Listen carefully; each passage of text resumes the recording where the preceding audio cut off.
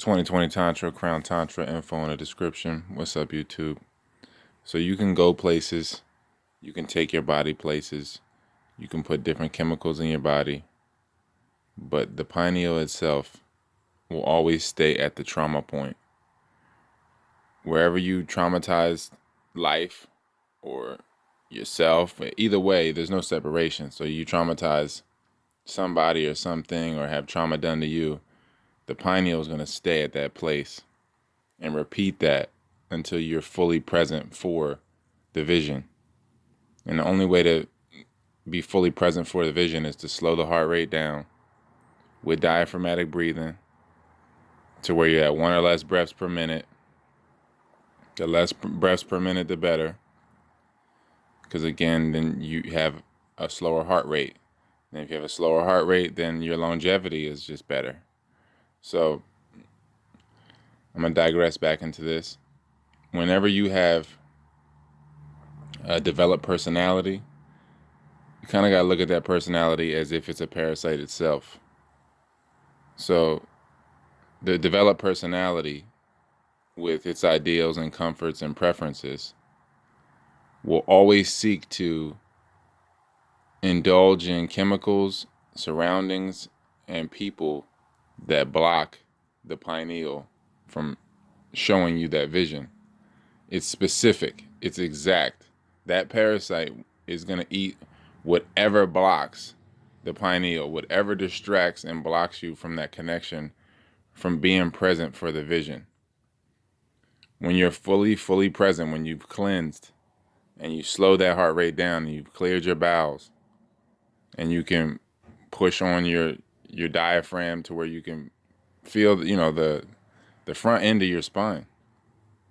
When you got that area cleared and your posture is better and your organs aren't bloated, then you can slow the heart rate down, fully be present for that event or that vision that you weren't fully present for because of the trauma taking you out of the moment. Because, people are traveling, going places, eating things, doing things, a bunch of things to forget what is constantly on repeat, because the pineal is in that place and it stays in that place until you process it. It is basically metaphysical paralysis. You get physical movement, but the metaphysical is locked and stuck in that place. So until you fully metabolize and process that visual and accept the realities of it, good and bad, because you have to see both sides of the spectrum. Sometimes you might be sulking in a trauma, then you realize that there was this whole other side to it, or the things that you might not have enjoyed or taken advantage of that you had the opportunity to at the time. And once you slow the heart rate down and fully perceive things beyond your human opinion of the events, then you'll be able to release and let go of the energy and everything that's attached to it. All the attachments, you'll be able to fully express yourself emotionally, and you'll be able to breathe through that. If you have a good or bad attachment to anything, it keeps you in that place. And then you seek chemicals that keep you in that place, whether it's chocolate or salt or sugar or any kind of sweet, any kind of salt, it all has some type of connection to what you feel like you're lacking. If it's crunchy, whether it's salad or if it's a potato chip, the crunchiness is out of frustration. It's a lesser of the evils, but still evil, like everybody knows. So that's what it is. It's just blockage at different levels. So a lot of it has to do with dehydration, because the dehydration is not allowing things to flow, and then you won't be able to cry. You won't be able to sweat. You won't enjoy working out. You won't want to do those things. You won't want to be in the sun, because if you hydrated, because again, water is directly connected to emotion. The more emotional weight you have, the more physical weight you have, the more water weight you have. The more you eat, the more you take on water. You're eating out of emotional neediness anyway. So water and emotion are tied together. So as you hydrate and get rid of that old water and take on more water and cleanse and let things flow, and you get beyond those paradigms that you're in. Because if you're in a certain state of dehydration, if you eat something that dehydrates you and brings you into a certain state of thoughts, certain state of cravings, then there's an opposite side of that. There's a bitter and a sweet to that, or a savory and a sweet to that. So if you eat something dense that's sweet, or whatever, anything sweet, if you eat something sweet, then you have to counterbalance it with something savory or bitter. And then the thoughts that come with that paradigm, you're going to be locked in that paradigm, that pendulum of thoughts. So once you breathe and hydrate and do less and let go of that, and then you fully process, fully express those feelings. It might be gratitude, it might be tears of gratitude. So who knows what the tears will be, but either way, you release, and then you can live in the moment. Because again, if you're eating things to escape a memory, or to escape the now, to try to recreate a memory that you're fond of or that you have a preference for, then whenever your organs are processing that, then the organs are basically in a trance going back to that place. So then you got parts of you living in the now, parts of you not. So it's not, you want to get all the cells on one accord in the now. And in that process that's the process of creation. That's the process of love, really. Because love is the greatest detoxification process, essentially. It purges everything, pushes everything out. Whether it's people, places, or things, they couldn't have been true love if they got purged through that process.